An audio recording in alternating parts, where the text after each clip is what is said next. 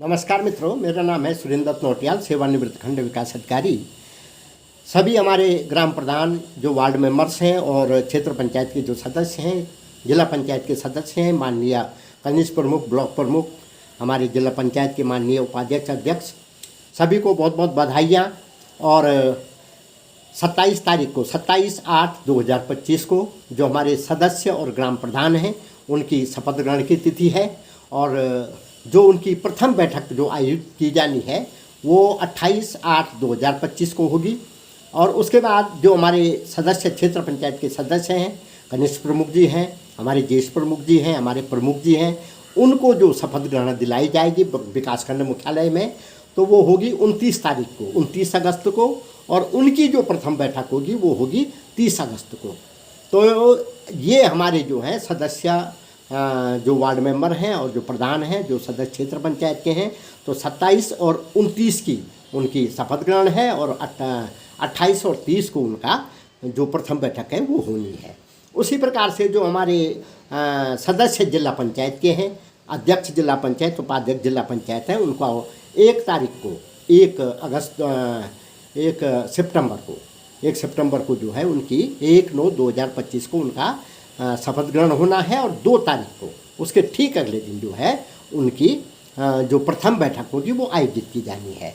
और प्रथम बैठक के बारे में मैंने जैसे पहले भी कहा था कि प्रथम बैठक के ठीक 5 साल के बाद उनका कार्यकाल समाप्त हो जाता है, क्योंकि एक्ट के अनुसार जो है उनका 5 साल का कार्यकाल होता है। तो अब उसके बाद क्योंकि फिर प्रशासकों का कार्यकाल बढ़ा देते हैं, कभी जैसे इस बार पंचायत काफ़ी जो चुनाव थे हमारे उसमें काफ़ी विलम्ब हुआ, तो बीच में जो है प्रशासक नियुक्त किए गए। प्रशासकों में प्रधान या प्रमुख या जिला पंचायत के अध्यक्ष हमारे प्रशासक बनाए गए। लेकिन वो तो एक व्यवस्था है, लेकिन जो एक्ट है, जो पंचायती राज व्यवस्था है, उसके अंतर्गत 5 साल का ये कार्यकाल समाप्त माना जाएगा उस दिन से, जिस दिन से प्रथम बैठक होगी।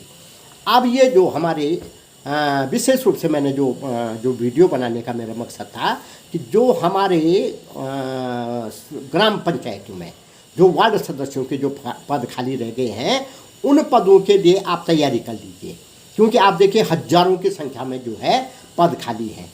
अब क्या होता है कि जैसे हमारे जो ग्राम पंचायतों के मानक फिक्स हैं, जो 500 से 1000 की जनसंख्या वाली ग्राम पंचायतें हमारी हैं, उस पर जो है 7 सदस्य होते हैं। जो 2000 तक की जो हमारी ग्राम पंचायत हैं उस पर 9 हैं। वैसे 3000 तक 11, 5000 तक जो है 13, और उसके बाद जो है 5001 से अधिक जो ग्राम पंचायत हमारी होगी, जहाँ जनसंख्या इतनी होगी, वहाँ 15 सदस्य होंगे। अब इनमें जो है आपके जो फिक्स सदस्य है 7, अब 7 का 2/3 आप लगाएंगे कि भाई अगर आपके 2/3, 2/3 या 9 के 2/3, 11 के 2/3 अगर आपके गठित नहीं है, जैसे 7 में से 4 होने चाहिए, आपके 9 में से 6 होने चाहिए, तो अगर इतने सदस्य नहीं हैं तो आपकी ग्राम पंचायत गठित नहीं मानी जाएगी। हालांकि आपकी प्रथम बैठक हो जाएगी, क्योंकि प्रथम बैठक तो ग्राम सभा की है। लेकिन जो अन्य जो है प्रति माह जो आपकी ग्राम पंचायतों के वार्ड मेंबरों की जो बैठक होती है, जिसको कैबिनेट कहते हैं, वो बैठकें आप नहीं कर पाएंगे, क्योंकि ग्राम पंचायत आपकी गठित नहीं मानी जाएगी।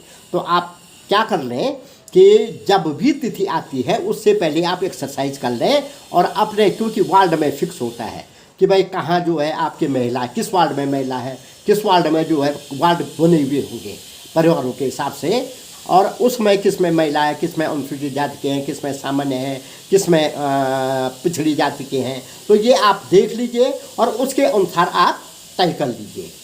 अगर माना किसी वार्ड में अनुसूचित जाति है, कोई वार्ड जो है अनुसूचित जाति के लिए आरक्षित है, और उस वार्ड में आपको अनुसूचित जाति का व्यक्ति नहीं मिल रहा है, तो आप दूसरे वार्ड से भी उस वार्ड में मन ला सकते हैं। लेकिन उसका जो प्रस्तावक होगा, उसका प्रस्तावक जो है उसी वार्ड का होना चाहिए जिस वार्ड से वो वार्ड सदस्य बनेगा।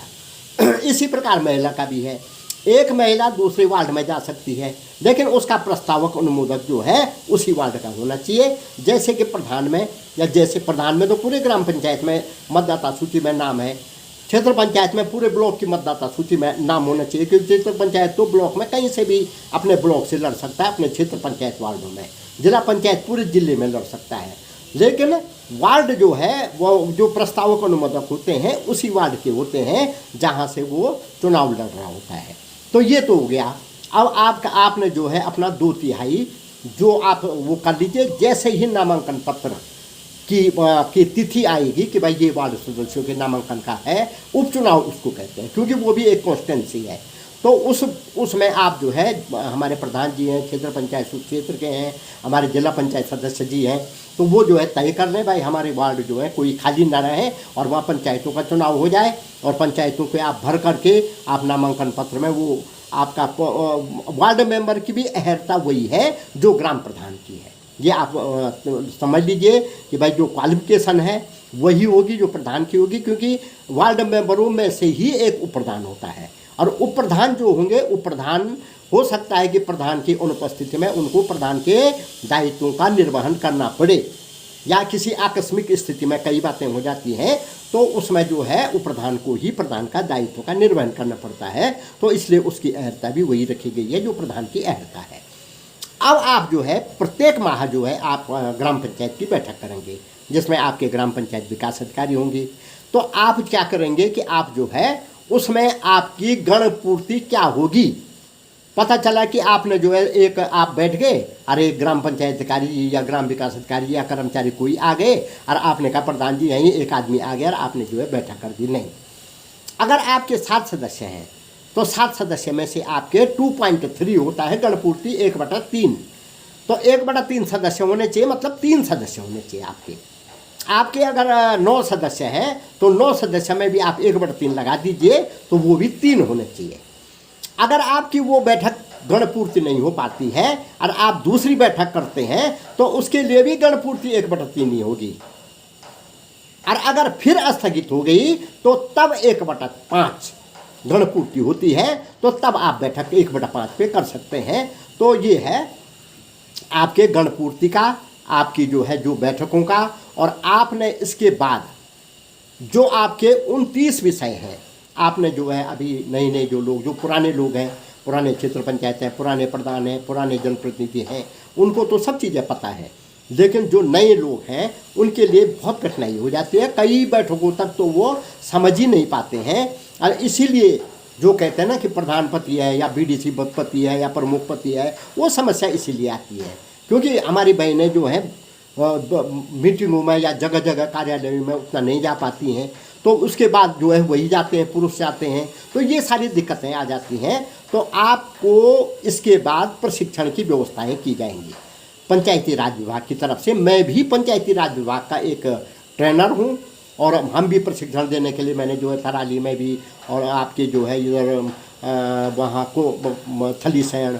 ग्वारीखाल, कोट, कई जगह कई ब्लॉक में, उखीमठ ब्लॉक में भी ट्रेनिंग दी। कई जगह ट्रेनिंग हम देते रहते हैं, प्रधान, क्षेत्र पंचायत, सभी लोगों को, कर्मचारियों को भी ट्रेनिंग देने का काम होता है। तो इसके बाद आपकी ट्रेनिंग आयोजित होगी। लेकिन जो मोटी मोटी बातें मैं आपको बता रहा हूँ, इसके बाद मैं बताऊँगा कि 29 विषयों पर, जो 29 विषय ग्राम पंचायतों को सौंपे गए हैं, उन 29 विषयों पर आपने क्या करना है।